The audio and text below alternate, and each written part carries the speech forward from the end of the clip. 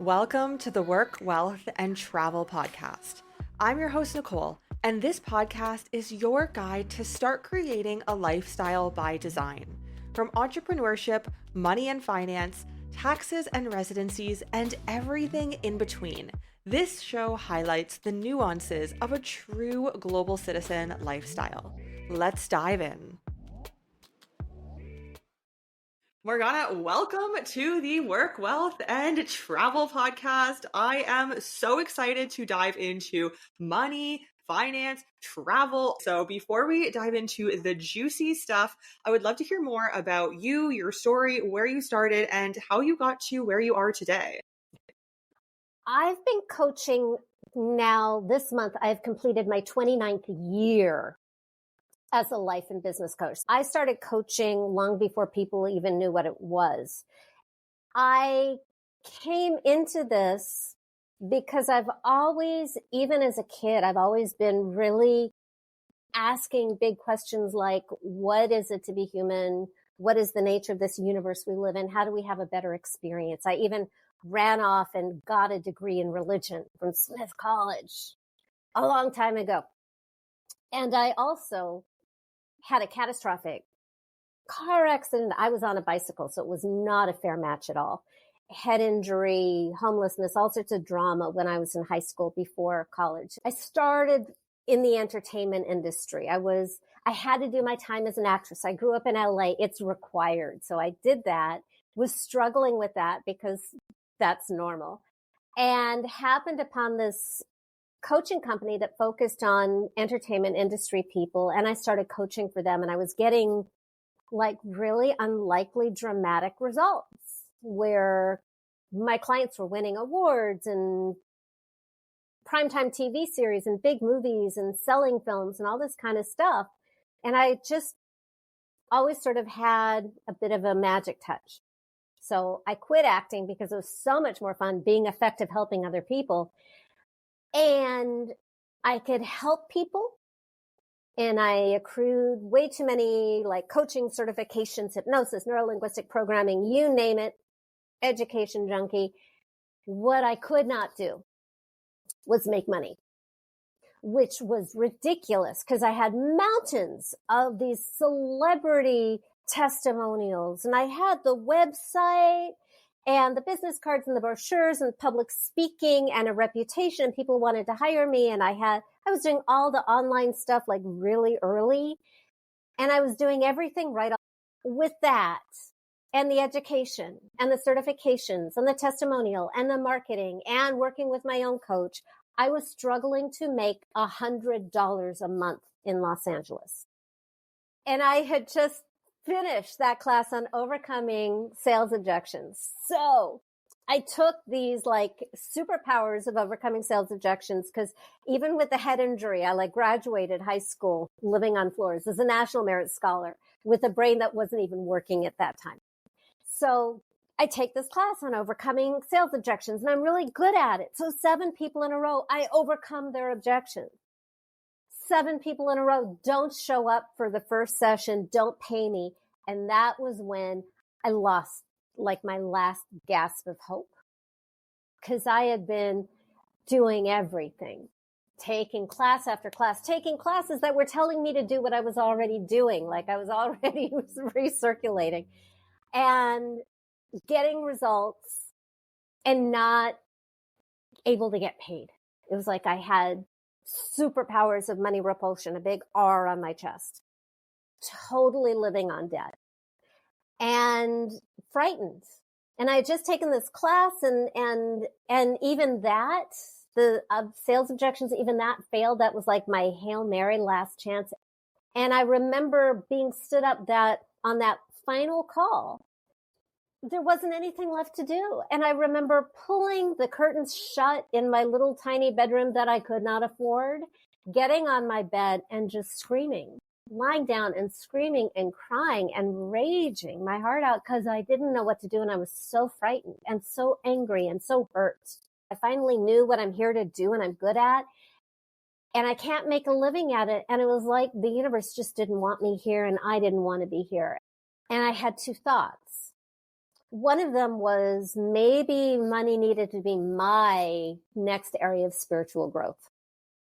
That's kind of a cop out because I'm from Southern California and like spirituality is really natural and, the community I grew up with. It was almost like if I hide money in the spiritual box, maybe I can be a grown up with it.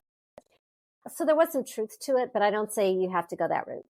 The other thought was I got really curious what was inside of me that couldn't be with money because it didn't make sense. On paper, I should have been doing really, really well. I had bigger and better results.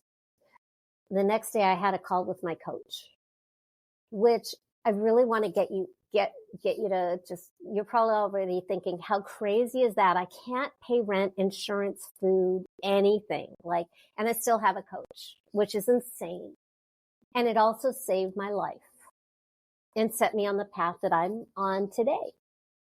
By the way, kind of spoiler alert, I've made millions of dollars since then, but we'll come back to that. So here I'm with my coach, this pit of despair. I've been working with him for months, trying everything he wanted me to do, wasn't moving the dial at all. But today, instead of giving me something to do, he asked me a really weird question that changed my life. He asked me, if your money was a person, who would your money be? And because I was, frankly, having an existential question or crisis, I was having this existential crisis where I was like really not sure I wanted to stay on the planet. And I felt so soul crushed and abused and rejected and hurt and all those really dark feelings. As soon as he asked me that question, I saw in my mind's eye this big, scary, dirty, violent biker dude who caused fights and terrified me. This one was like really, and I could see myself in my mind's eye at a live event, keeping my eye on this biker all the time to create maximum distance between us for safety. And that was my big aha moment. That's why I was pushing money away. And I never knew it until I saw who money was and how dangerous and evil and problematic it was, how it wanted to hurt me. And it was like, no wonder I was keeping distance. Did not matter what I did, how well I did it, how many courses I took. It didn't matter. I was getting the same result because 99% of us is subconscious. All of our attitudes, beliefs, and actions, they just arise out of the subconscious. So you can be doing all the right stuff at the right time. And if you are protecting yourself from what you pursue, whether it's money or it's love or it's some kind of breakthrough in health or whatever, protection will win. That's the prime directive. Protect the host. And I was protecting myself from money and I never had a clue. So I've got this guy, this biker, who's scary, who I'm protecting myself from. And there was no way that was going to change because he was bad. So I realized I could not have money in my life if that was money. So I had to end that relationship. I got rid of the biker, which created a new problem because I live in LA and I just rejected the only relationship with money I had. And it was like feeling this empty gap, this abyss around me, this relationship emptiness, absence that I never knew was there until it was gone. Like the monster was like the water and I'm the fish. It was just there until it wasn't. It was like, whoa, I need to fill this space before this monster comes back.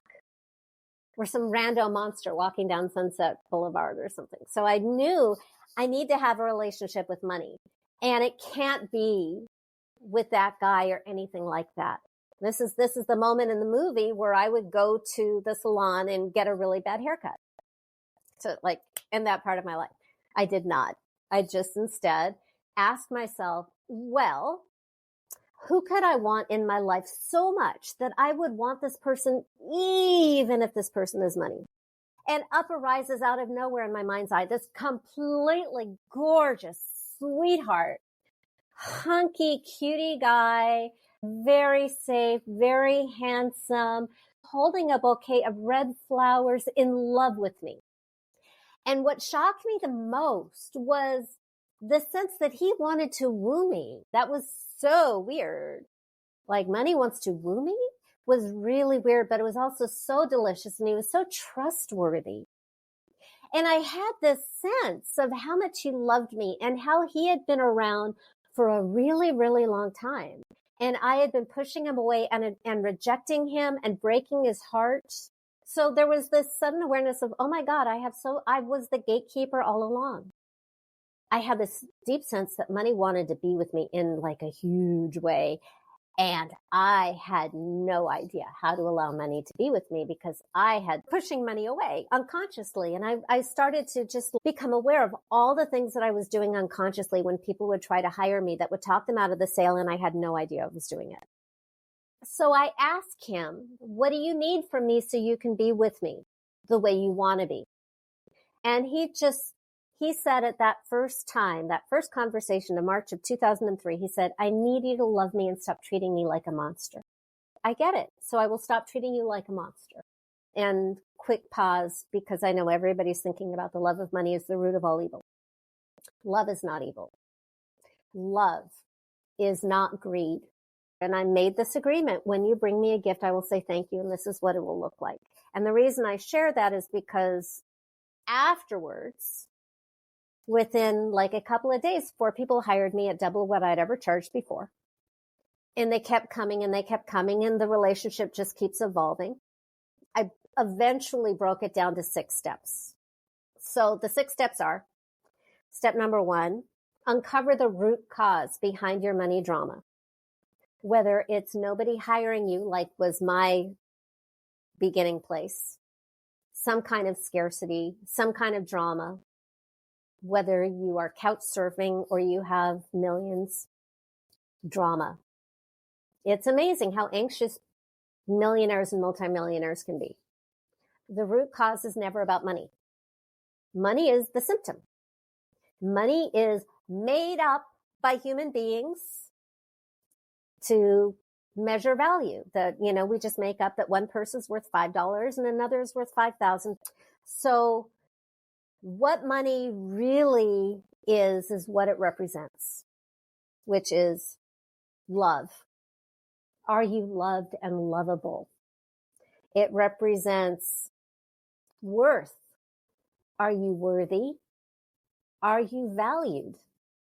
And honestly, we all spend our time with unlovable, unworthy, unsafe, and powerless moments. Nobody is immune to those states of being. It's part of the human experience.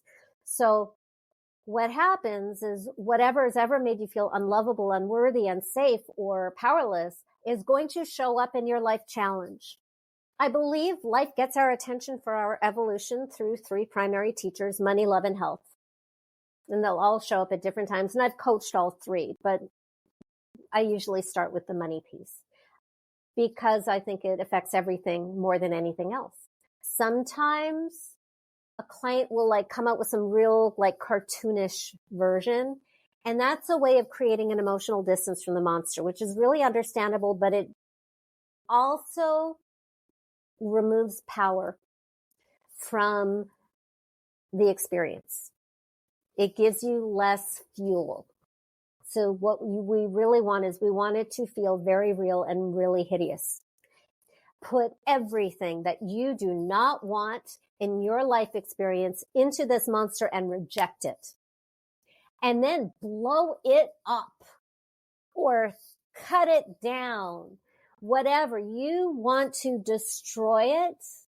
So step number 4 is you meet your money honey. As I said earlier, the number 1 rule of your money honey is this person loves you unconditionally. I find from experience that a romantic archetype tends to work best, not absolutely necessary. Step number 5 is now have a conversation with your money honey. Do you have something on your mind that you've been struggling with or a decision to make? See it through your money honey's eyes. Sit on an imaginary couch and just cuddle look at the situation as a couple. That's where I would start, because the response you're going to get is usually going to be something vague, very kind of Yoda-like. It's going to be something like, love yourself, relax, and kind of impossible to execute for the rest of your life. Some days you love yourself, some days you're like, eh. So we really want to boil it down to something that you can do, something concrete and measurable that can demonstrate to you that you're in this relationship and this relationship has changed. So that's step number 6, is concrete, measurable action. It doesn't even have to look like it has anything to do with money. The way you find out is you don't, first of all, you don't grill your imaginary friend. Like, you don't put the interrogation spotlight on your intuition. Instead, you can throw out ideas and just see how your money honey responds. And your money honey will be like, really? Or, okay, yeah, more, or whoa, yeah.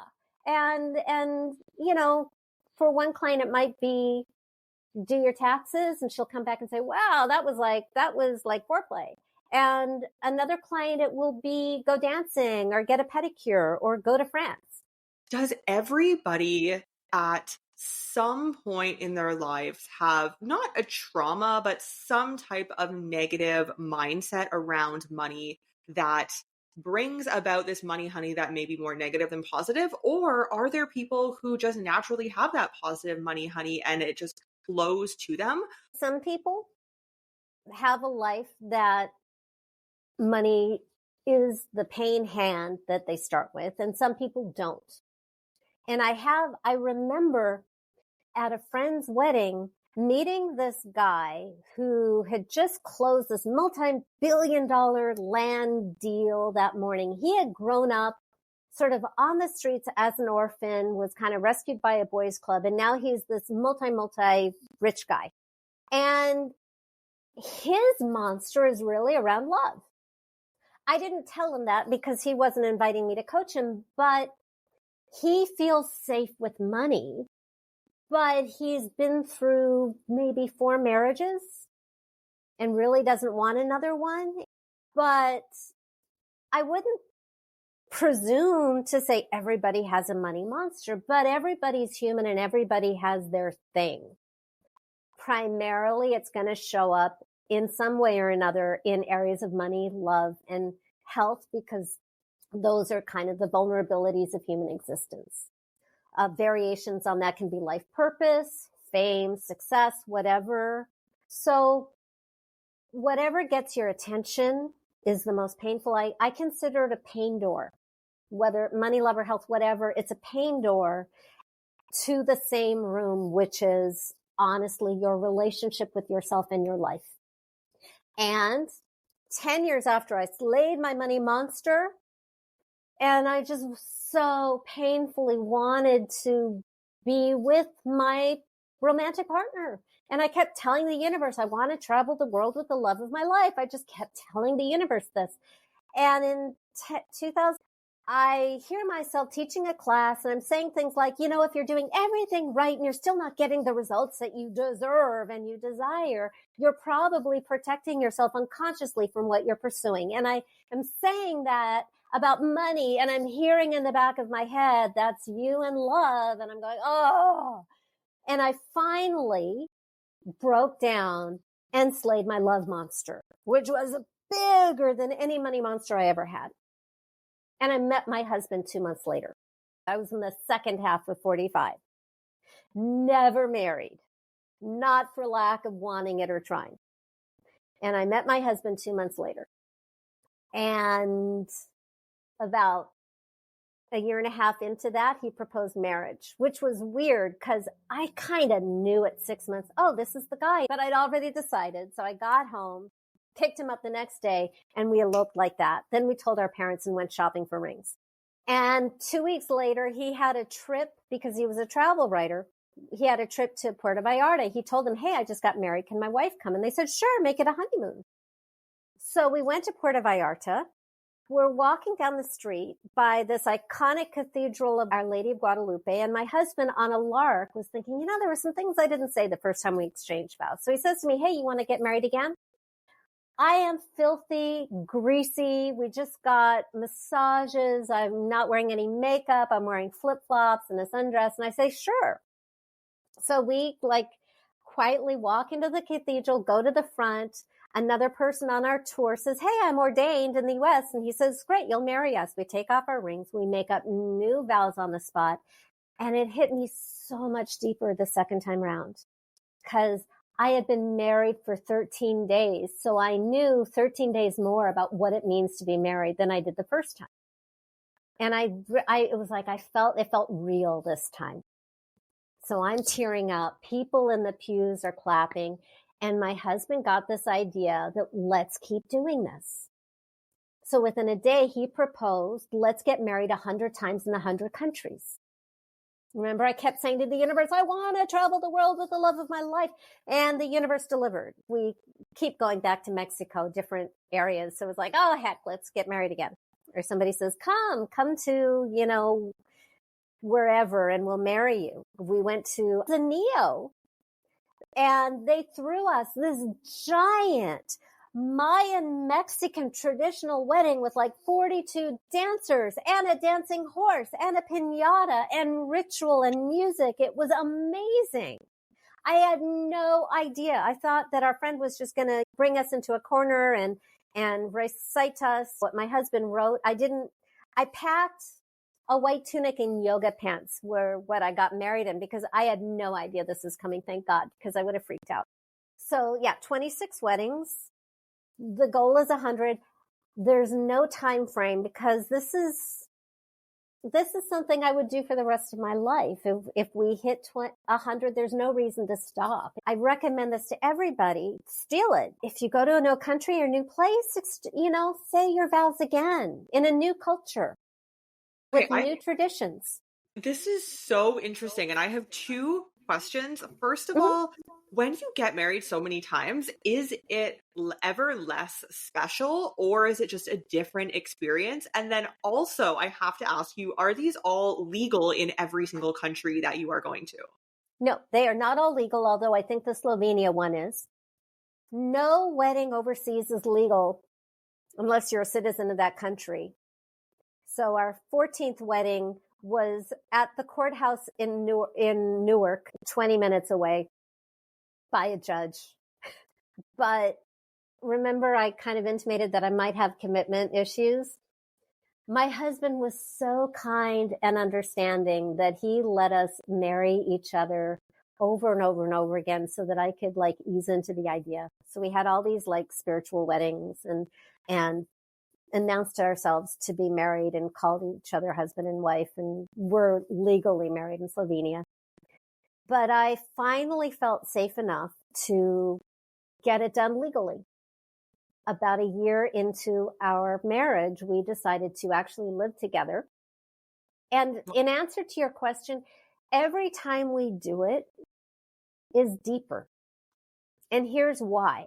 Sometimes it's just with some random young lady who's working behind the desk at our hotel or Airbnb or something in Mostar, Bosnia-Herzegovina, or Bay of Kotor in Montenegro. And it's hi, can you read this? And it doesn't even matter if you get all the words right. And sometimes it's this really big, grand thing. But every time, all that really matters is, wow, I know you better now than I did last time.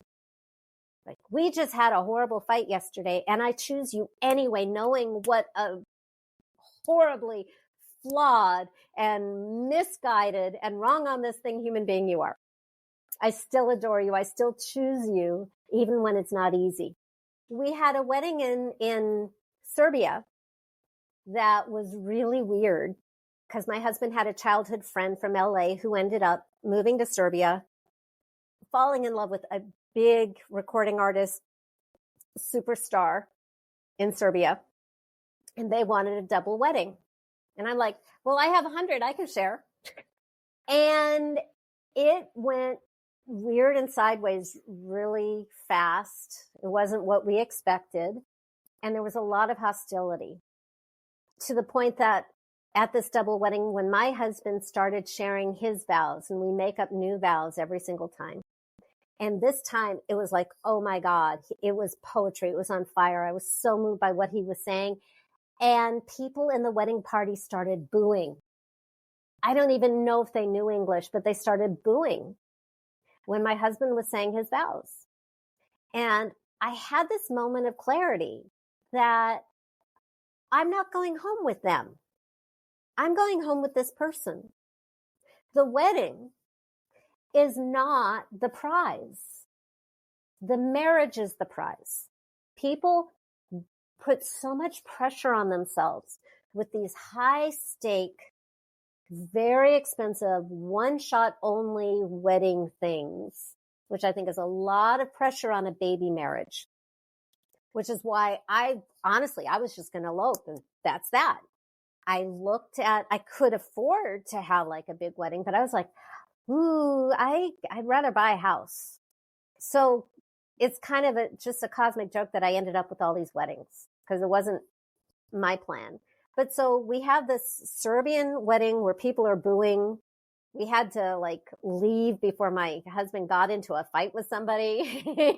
We just like grabbed our stuff and hopped on a bus in the rain. It was like the end of The Graduate, just my husband and I in the back of the bus going back to our hotel. It was just weird. Like, we're still friends with some of the people from that, but it was like the worst wedding you could have. I tossed the bouquet and it just landed on the floor with a thud. Nobody would even catch it. And the gift of that was like, but it's really the marriage. It's not about the wedding. Don't spend all your money on the wedding.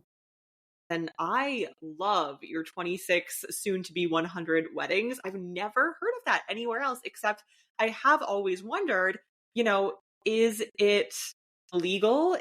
There are legal weddings and there are spiritual weddings. I think both are valid. At a certain point, my husband he didn't feel that our relationship is the government's business. I like doing things a little bit more by the book. And I also understand that if he gets sick, I want to be able to have visitation and make decisions. So it's our way of kind of taking care of each other.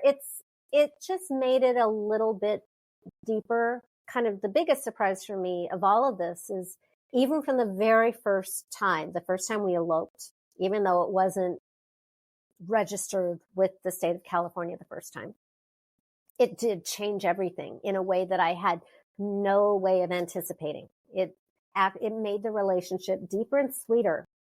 I was afraid it was going to ruin everything. I was so happy with the way things were. And I was like, that was my hesitation. If we get married, what if that ruins everything? And it did change things, but it really made it deeper and sweeter when it's with the right person. And there's something else I wanted to say about the getting married everywhere. Life is distracting. We get so bogged up in business and pandemics, and it's really easy to just kind of take your partner for granted. What getting married over and over again means is that you have to actually go through sort of have I frozen? Traveling somewhere and carving out time to get married again is a way that we make the marriage a priority. We're carving time out of life to stop time and life and just say, I choose you. And it keeps the relationship fresh. It keeps us in a kind of perpetual state of honeymoon. I like how untraditional your concept of it is. But I think to anybody listening as well, living the lifestyle that I live, that I talk about, that a lot of listeners either live or want to live, it's a very global lifestyle. Is there any last thought, any last words that you want to leave the listeners with, whether it pertains to travel, to money? Honestly, that the only reason for the existence of money is in service to quality love, quality lifestyle, and a quality legacy. if you're stuck in any of these areas of your life, definitely listen to this episode again. If you have questions, I would go to my website, morganaray.com. Just add a .com to my name. And I have a blog with hundreds of videos and articles to really answer whatever question you might have about the process. I also have on the homepage a 4-part video series to help you do the process for yourself. I have a money love quiz on the homepage if you want something more curated to you and what you need. And the whole point of all this work is to get rid of the friction, the obstacle, whatever gets in the way of allowing us to live a life enjoying a great love, lifestyle, and legacy. You've just listened to the Work, Wealth, and Travel podcast. If anything from this episode resonated with you, I would appreciate if you share this podcast on your socials. And of course, be sure to tag me. And don't forget to leave a review on your favorite podcast platform. Thank you for joining me on this global citizen journey, and I'll see you in the next episode.